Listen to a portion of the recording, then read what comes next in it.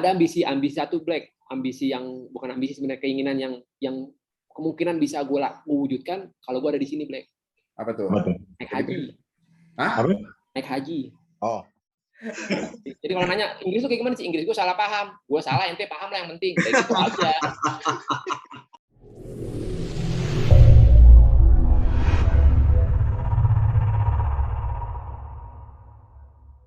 Tapi di sana ada eskul juga, Dip? Ada. Ada ya.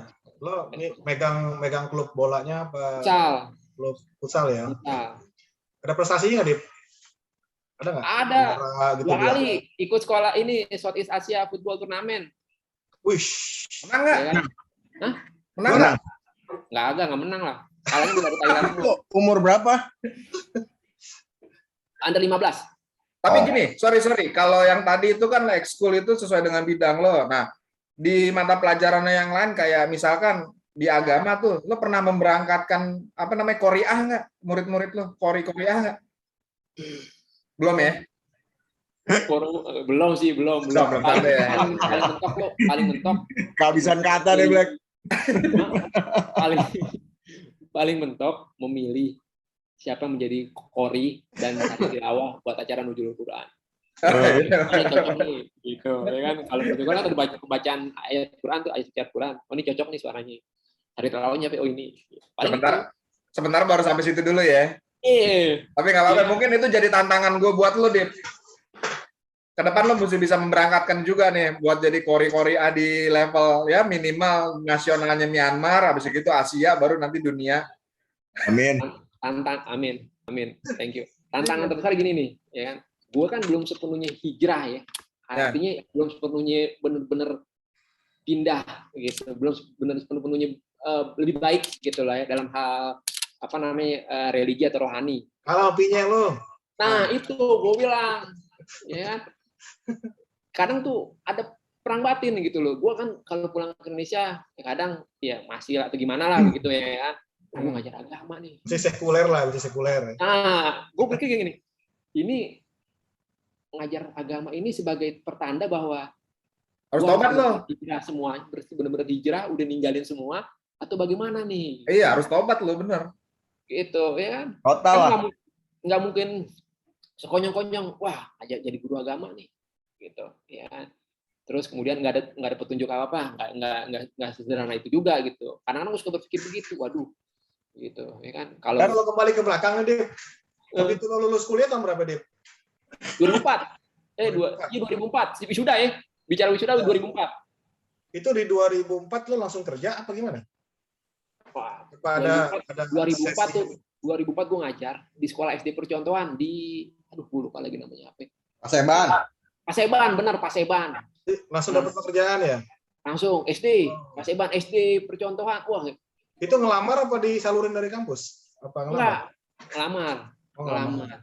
Gitu. Di sini butuh guru olahraga, Paseban dapat 2 tahun. 2 tahun. Dapat 2 tahun. Dari situ 2006 berangkatlah ke Lampung. Lampung. Berapa tahun? Lampung itu 4 tahun. Piala Dunia kok. Sekolah gajah. 4 tahun di Lampung. Iya, 4 tahun. Lo di Lampung sekolah gajah?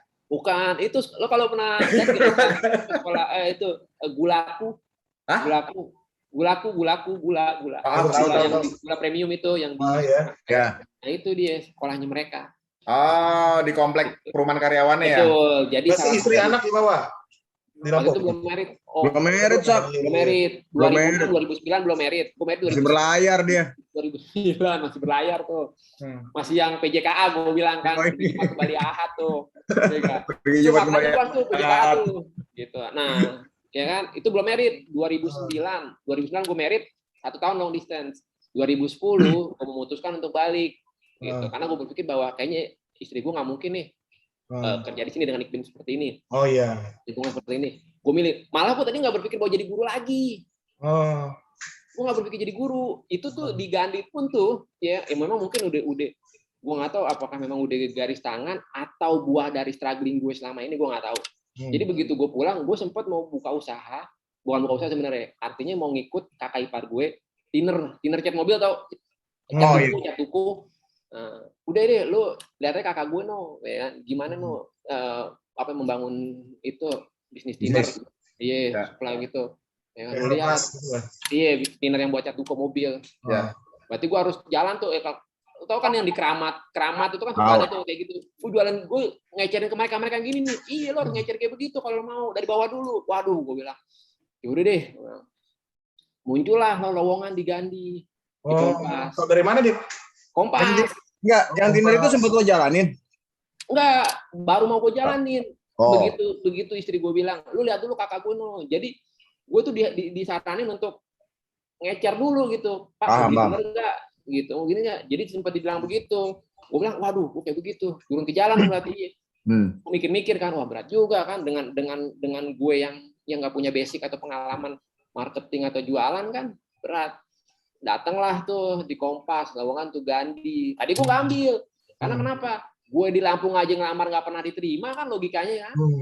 Gue nggak ambil, gue lewatin aja deh. Gitu. Terus bini gue bilang, udah, habis minggu tuh, coba aja. Gimana? Yuk, ya mas, kirim lamaran kan nggak keluar duit banyak.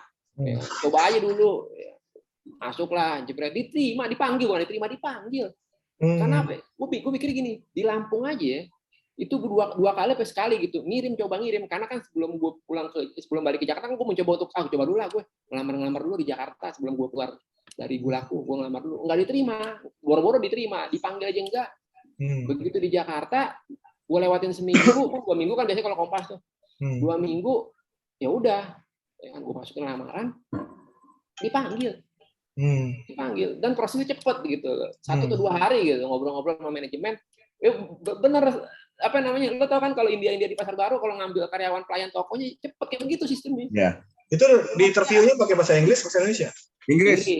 Gue pernah ketemu prinsipalnya. Kota kan. Baik sama orang Indonesia baik. Gue. Oh, dia interview langsung dia. Dia yang interview. Oh iya iya. Dia sampai tahun berapa itu di Gandhi? Di Gandhi itu 2010. Sampai 2015. Oh, 3 tahun. Piala Dunia ketemu Piala Dunia. Kembali kemarin nih 2015, 2000. Harusnya kan 2014 ya. Enggak, karena kan gue pernah ketemu lo tuh habis lulus kuliah. Lo pernah ngomong sama gue kalau nggak salah, gue pengen jadi pelatih bola, Sak. Gue pernah ngomong kayaknya. Itu kayaknya impian lo tuh. Gue pikir lo mau jalanin impian lo itu. Nggak, makanya tadi gue mikirnya waktu lo berangkat ke mana, ke Lampung, lo jadi pelatih sepak bola Gajah di sana. Kan ada, di Lampung ada kan? Ada, di Waikambas. Waikambas ada. Betul. Masih jadi impian lo nggak jadi pelatih sepak bola? Masih jadi impian nggak? Iya, impiannya. Nah, atau mungkin jangan-jangan nanti di SEA Games berikutnya nggak tahu nanti pelatih timnas Myanmar lo jangan-jangan nih. Bisa jadi. Hah? Mungkin nggak itu? Kayaknya bisa jadi nih ya. Amin. Karena dia dari SMA tuh selalu ngomongin bola aja, Black. Iya. Bola terus bahan pembicaraannya. Ya mungkin lo benar, Sak. Dulu pengen jadi pelatih sepak bola internasional. Sekarang benar-benar internasional, artinya pemainnya internasional. Setidaknya tingkat sekolah. Internasionalnya dapat lah ya. Internasionalnya dapat. Gitu. Artinya kalaupun jatuh kan tinggi nih naruh cita-cita nih, ya kan? Jatuhnya nggak jatuh parah banget, jatuh di awan gitu. Sediain kasur bawahnya biar empuk. Gitu. Dapat. Gitu. Dan dilalahnya memang mungkin karena pertama unsur Indonesia kali ya.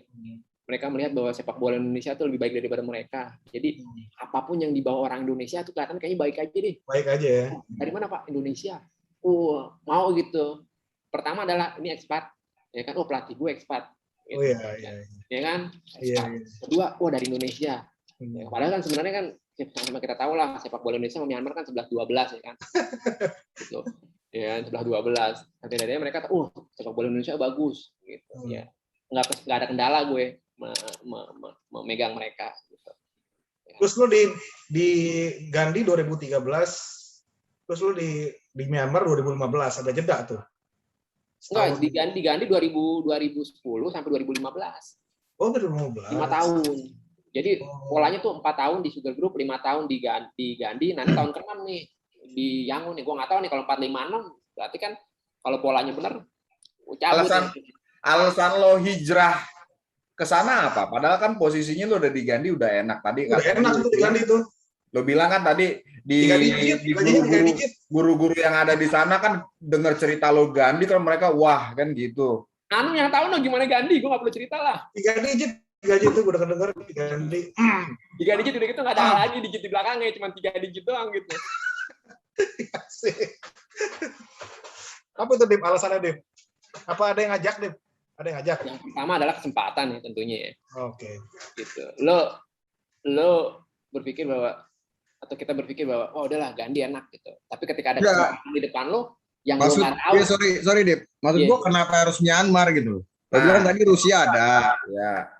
Terus kenapa harus Myanmar gitu loh? Atau mungkin ya kenapa nggak di Indo sekalian? Di Indo sendiri kan kebutuhan buat guru kan juga masih tinggi. Di Bali misalnya. Betul. Jadi gini, 2014 atau 2013 gitu. Itu teman gue kan, kebetulan teman gue ada di sini kan. Teman gue ada di Myanmar. Dia lebih dulu di sini dari 2011, sorry. Teman gue waktu di Lampung.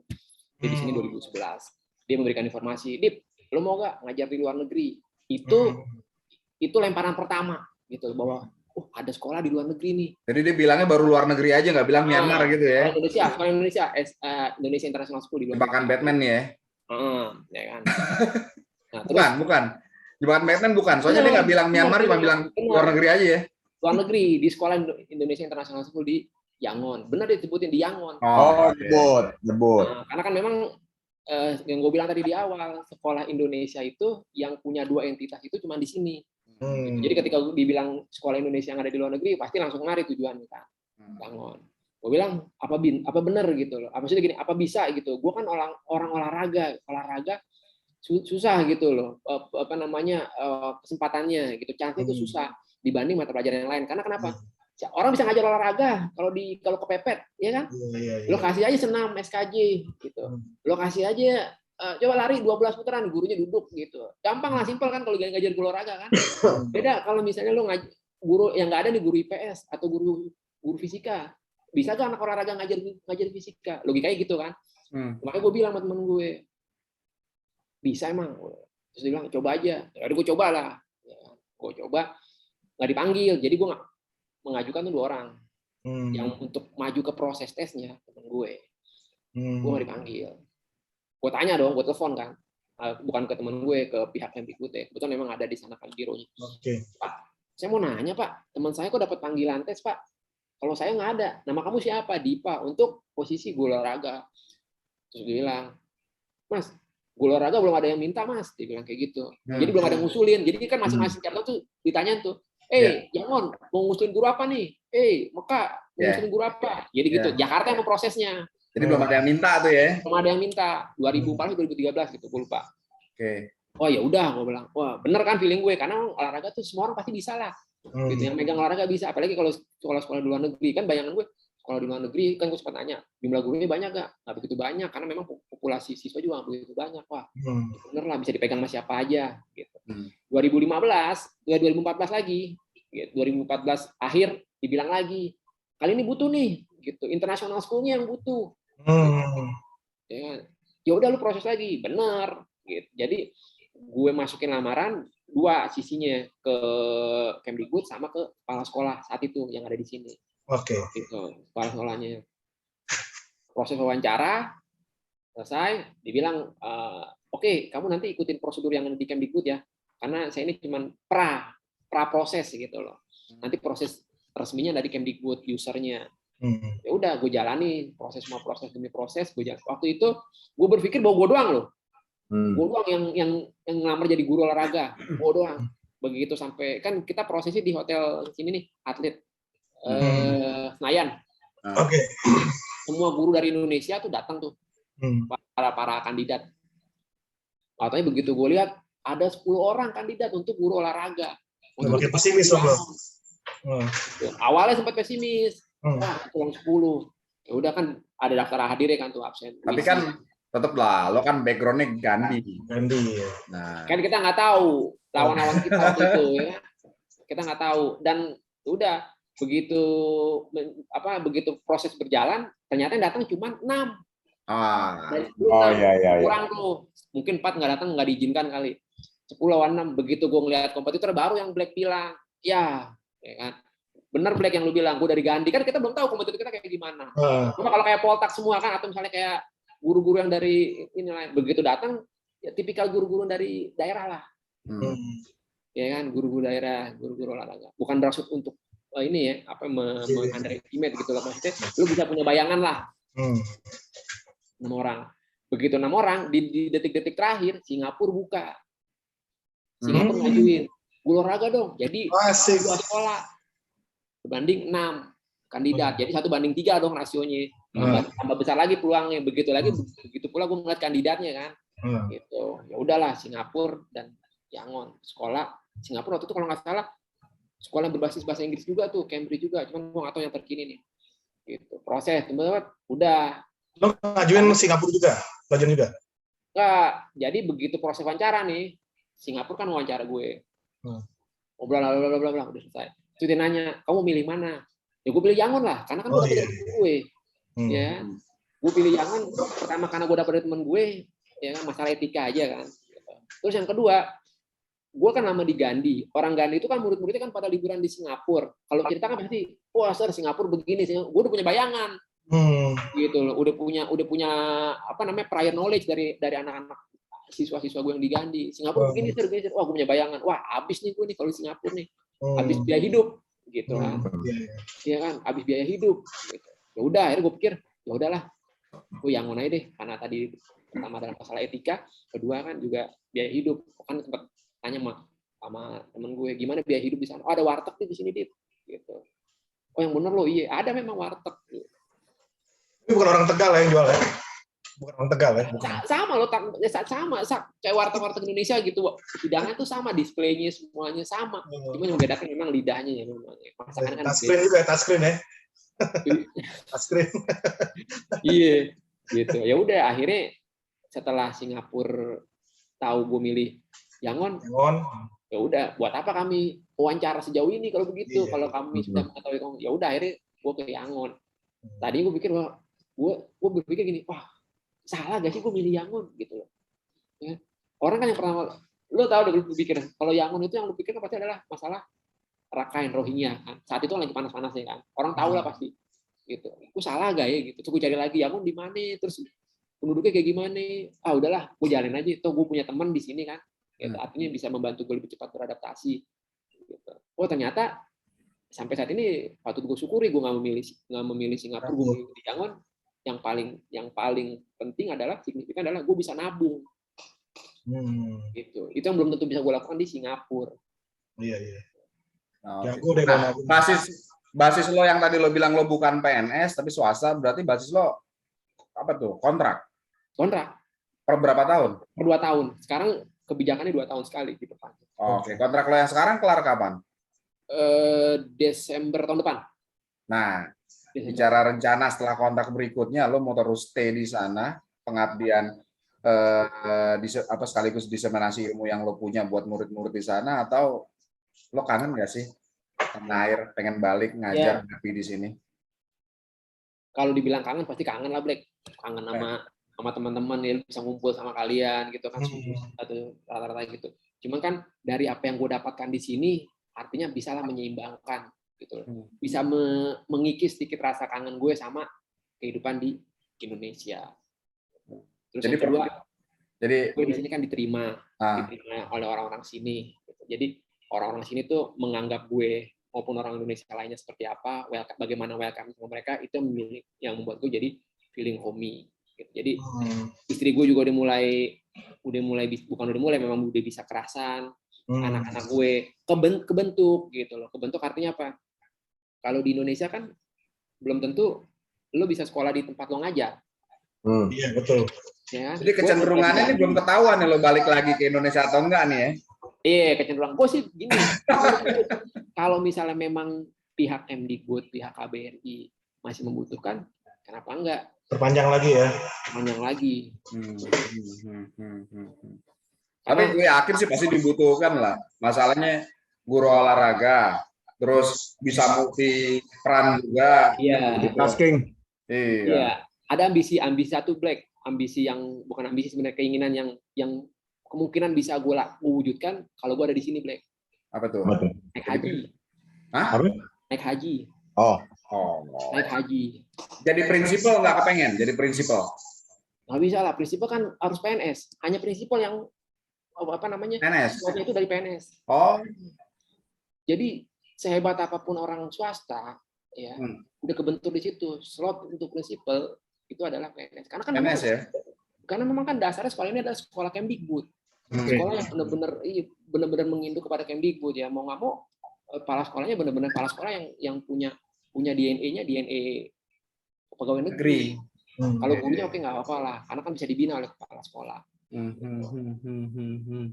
Gitu. Oke. Balik lagi yang tadi kalian bilang tantangan gue, salah satunya adalah mengajar anak internasional. Itu yang pertama, yang gue bilang tadi kan struggling. Anak-anak di sini kan ya secara attitude dan behavior memang sedikit di bawah Indonesia. Gitu. Sedikit di bawah Indonesia yang ada di Indonesia beneran ya, bukan di bawah Indonesia yang ada anak-anak Indonesia di sini. Gitu. Bahkan perilaku mereka ya kayak kita tahun waktu SD lah. Tahun 80-an sama kayak gitu. Jadi lo akan merasa mes, ini kayaknya perilaku anak SMA SMP di sini tuh sama kayak zaman gua waktu SD. Oh gitu. Iya. Gitu. Sama kayak gitu. Mereka Badung, pasti bukan Badung, rebel lah kita bilang. Mereka rebel. Cuman kalau udah ketemu guru, hormat. Orang tua, hormat. Apalagi gurunya guru ngaji ya.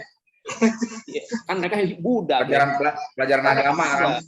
Kan anak internasional Buddha rata-rata mayoritas. Oh. Iya. Lu Badung nih anak nih, lu Badung nih. Tapi begitu lu bawa buku dibantuin. Gitu. Sama kayak kita, mereka rebel gitu ya. Susah dibilangin. Kadang-kadang kadang masih ada nih gue temukan gitu orang sini nih kalau ngasih perlakuan ke siswa tuh ngeplak. Letak masih mereka masih yang coba lo di Indonesia sekarang guru ngeplak gitu di sekolah negeri kalau nggak ribut lo ya kan sama walaupun muridnya anak masih SMP di sini enggak walaupun anaknya SMA gitu lo dikeplak sama gurunya diem. Nah kalau di sini kalau gue ngobrol sama beberapa teman yang kebetulan juga ngajar di sini, tantangan terbesar mereka ya salah satunya nih kemajuan teknologi, salah satu gadget. Ya, jadi pisau bermata dua, satu sisi ngebantu kebutuhan, mempermudah. Tapi di sisi lain itu jadi bikin konsentrasi mereka jadi bias. Iya. Ya kan? Karena mereka fokus main di situ. Nah, kalau murid-murid di sana gimana? Kalau gue rasa masalah gadget, masalah teknologi udah jadi isu global ya. Sama ya juga ya? Iya, udah jadi isu global dimanapun gitu. Cuman memang kembali lagi kepada peran kita ya, peran kita sebagai orang tua dan peran kita pada guru, gimana tarik ulur sama siswa, gimana ngebelokinnya tadi yang lu bilang dari sesuatu yang memberikan pengaruh negatif, gimana dibelokin menjadi sesuatu yang positif. Oke. Itu tugas kita tuh, peran kita di situ tuh, gitu. Nah, konkret kalau konkret misalkan ada ketemu siswa yang kayak begitu. Yang lo pernah jalanin gimana biar mereka bisa? Kalau yang pernah gue lakukan sama anak internasional, yang pertama adalah kalau memang mereka melakukan pelanggaran disiplin terkait handphone, gue tarik. Gitu. Gue tarik. Dan ya, gue tarik terus ya tapi memang kemudian gue bilangin gitu. Gue tarik dan mereka ya gue bilang tadi ketika mereka tahu mereka salah, mereka nggak akan ini anaknya nekat memang bawa handphone lah atau baju dikeluarin lah, tapi ketika kita ambil tindakan tegas selesai gitu, artinya ya udah gitu. Gue tarik. Dan untuk anak Indonesia nggak pernah gue temuin kendala seperti yang gue bilang tadi, karena kan pola asuhnya, pola behaviornya udah terbentuk duluan di rumah, sehingga membantu meringankan kerja kami yang di sini tuh untuk tahap berikutnya. Jadi nggak ngurusin masalah basic. Oh nih anak nih susah dibilangin, ngeyel gitu. Terus anaknya ngocol, udah nggak bisa ini. Karena kenapa? Itu tadi gue bilang, mereka udah dibentuk duluan di rumah, sehingga kita di sini tinggal ngarahin aja. Gitu. Oke. Nah, gue pikir sebelum mulai mata pelajaran tuh handphone ditaruh di keranjang, kumpulin. Di Lampung iya di Lampung kayak begitu. Di Lampung kan kita berpikir bahwa anak-anak itu kan nggak bayar sekolah, artinya kita bisa press gitu loh. Ketika mereka membutuhkan kita kan mau nggak mau mereka ngikutin. Keberadaan sekolah itu kan sangat dibutuhkan oleh mereka. Mau nggak mau konsekuensinya adalah gue akan ikutin semua peraturan sekolah gitu. Karena kalau gue nggak ngikutin peraturan sekolah, mau nggak mau gue harus cabut, nggak mendapatkan hak untuk pelajaran, nggak mendapatkan fasilitas sekolah di tempat yang bagus gitu. Nggak mau ikut. Kalau di sini kan itulah susahnya, makanya sekolah berbayar, apalagi sekolah berbayar tinggi. Pintar-pintar tarik ulur. Kan gimana lo mau hantem dengan peraturan dengan perlakuan yang keras gitu. Kalau sementara tidak didukung oleh elemen-elemen sekolah, elemen atau manajemen sekolah. Nah, kalau di sini masih bisa gitu, kan kita dukung. Dan ditambah lagi itu tadi, anak-anak udah kebentuk dari rumah. Nah, terus satu lagi, kalau anak internasional mereka sangat respect sama Indonesia. Sehingga apapun yang dibuat di Indonesia, mereka sangat support. Gitu. Jadi ya terserahlah Indonesia mau bikin peraturan kayak gimana di sekolah ini, silahkan. Selama itu buat kebaikan, silahkan. Itulah poinnya nih. Gitu. Oke lah kalau gitu. Kita relax dulu, sekaligus kita nyanyi-nyanyi biar lo nggak lupa sama tanah air. Takutnya kelamaan di sana nggak ada nyanyi Indonesia, malah jadi lupa sama tanah air. Kita mau nyanyi apa nih? Itu. Bisa. Ntar dulu bentar. Handphonenya error. Jadi lagu jadi nyanyi lagu yang bikin Dipa ngingetin sama anak-anak Indo. Apa tuh, Dip? Laskar Pelangi lah ya. Iya, Laskar Pelangi lah. Nah. Wah, pas loh. Gue mau nanya dulu nih. Apa tuh? Tadi gue mau ngapa itu, lupa tadi. Tapi oke, maksudnya suara masuk ke sana oke. Oke. Nanti kalau gue pulang lagi ke Indonesia, berarti ada lagi dong nih, ketemu lagi nih, podcast lagi. Bisa. Gitu. Kenapa enggak? Kayak kita tunggu loh. Tadi pakai tanya kapan rencana pulang gitu kan, kayaknya. Kalau Desember nih. Gue balik Desember, karena kan yang gue dengar kabar pelan-pelan udah mulai dibuka nih. Kalau udah mulai dibuka, ya Desember lah. Oke. Siap. Ketemu kita ya. Oke lah, kita nyanyi lagu dulu deh, biar lo nggak lupa sama tanah air ya. Oke. Nggak bagus. Kita contekan dulu. Iya. Lu dulu mulai sak, gue ngikutin aja, menyesuaikan. Oke, Jack. Siap. Gampang.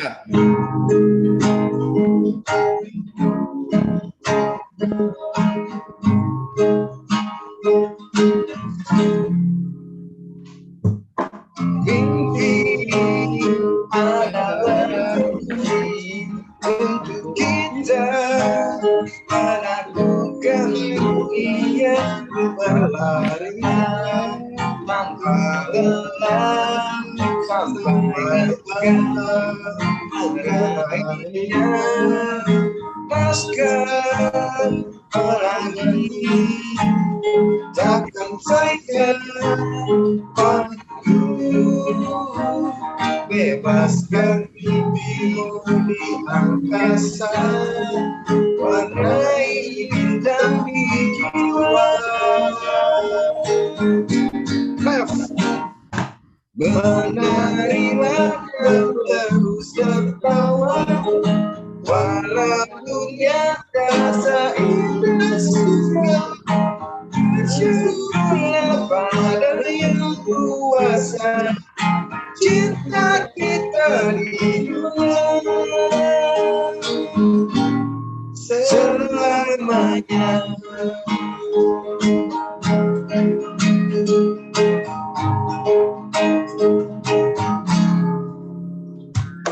Cinta kepada hidupku memberikan senyuman abadi, walau hidup kadang tak adil, tapi cinta lengkapi kita.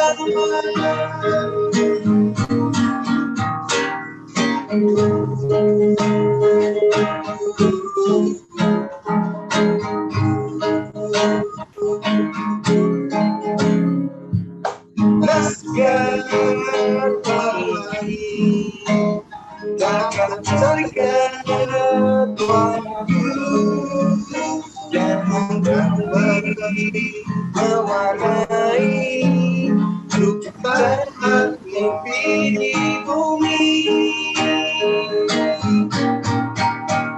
Oh, menarilah dan terus terdapat, walau dunia terasa indah.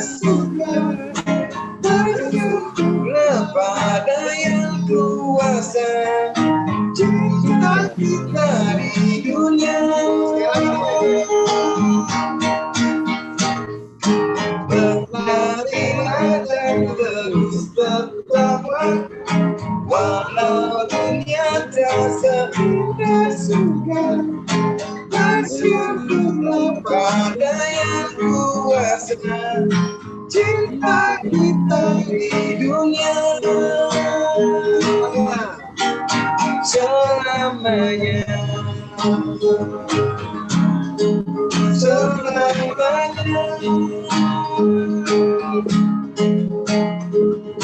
Laskan bertemu lagi, akan selalu.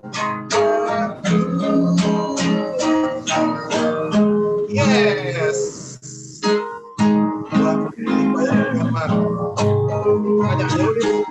Gimana, Dip? Udah inget lagi tanah air, Dip? Ingat lah, selalu ingat tanah air lah. Selalu inget ya. Oke, Om Rifa. Terakhir nih, sebelum kita tutup ngobrol-ngobrol kita, yang pasti pengabdian lo di sana ya kita appreciate, walaupun lo merasa homey, tapi kita juga kan tahu meninggalkan satu tempat yang kita lahir besar dan lama di suatu tempat itu, kemudian kita pindah kan bukan persoalan gampang. Betul, struggling. Rasa kangen itu ada. Kemudian lagi challenge lo selama di sana, lo harus selalu mengupgrade diri, tidak hanya di mata pelajaran lo yang pertama, tapi juga ada mata pelajaran yang lain yang lo juga bisa pegang.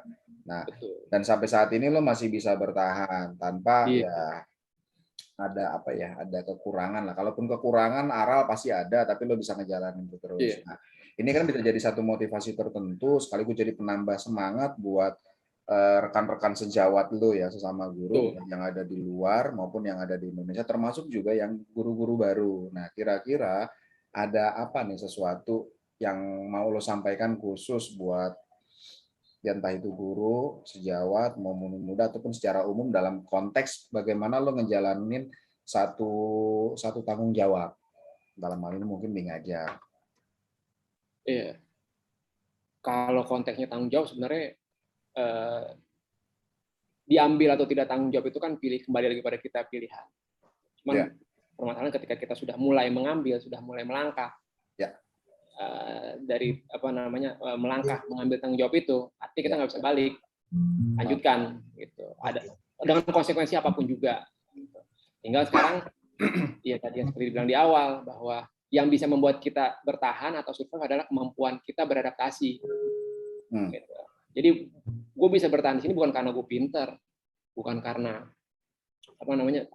bukan karena hebat atau apa, terus kemudian kenapa gue mengambil tanggung jawab ini, karena salah satunya itu tadi, ketika gue sudah mengambil suatu pilihan, gue nggak bisa balik gitu. There is no point to return. Jadi nggak ada titik di mana gue bisa kembali, gue harus lanjutkan. Nah, untuk bisa bertahan seperti apa yang harus dilakukan itu tadi, kemampuan untuk beradaptasi terhadap lingkungan, terus dengan orang-orang di sekitar kita, terus menambah lagi professional development, kemampuan diri, itu dia salah satunya. Dan gue rasa semua orang pasti bisa lah. Gitu. Cuman masalahnya ya kita harus yakin bahwa orang Indonesia di luar negeri sebenarnya luar biasa, diakuin lah. Mereka percaya. Gue pernah beberapa kali, kita kan sering ini ada kegiatan yang di mana di situ ada guru-guru lain, ya dari luar dari berbagai negara gitu. Kayak contoh yang tadi gue bilang Southeast Asia. Gitu. Itu kan ada dari Kanada gurunya, ada yang dari Afrika dan sebagainya pelatihnya. Dan mereka ketika gue sebut bahwa orang Indonesia tuh sebenarnya hebat-hebat, cuma satu orang Indonesia, mereka malu untuk memunculkan kemampuan dirinya, gitu. Mereka malu sehingga jadi ragu-ragu, tanggung jawab ini gue ambil nggak ya? Gitu. Kalau gue ambil nanti ada pilihan-pilihan berikutnya nih, pertimbangannya banyak. Kalau orang kita berani risk taker aja untuk ngambil tanggung jawab dan yakin bahwa konsekuensi there is no point to return, gue rasa akan makin banyak orang Indonesia di luar, dimanapun lah sebenarnya, khususnya di luar negeri. Itu aja sih. Dia bengong. Oke, Om Diba. Iya. Thank you, terima kasih waktunya. Yang pasti doa kita buat lo di sana, termasuk juga buat keluarga, istri dan anak, dan sukses terus ya. Iya, thank you. Amin. Semangat. Bengong kenapa, Nung? Terus bawa harum nama Indonesia. Terus bawa harum nama Dia Indonesia. bengong habis lo ngomong. Kadang lewat. Oke, pemirsa, salam konspirasi. Oke, thank you. Sukses selalu buat kalian semua ya. See you in Indonesia ya, soon ya. Very soon. Tunggu ya. Siap, nanti gua kabarin. Siap. Thank you ya. Yo. Izin pamit ya.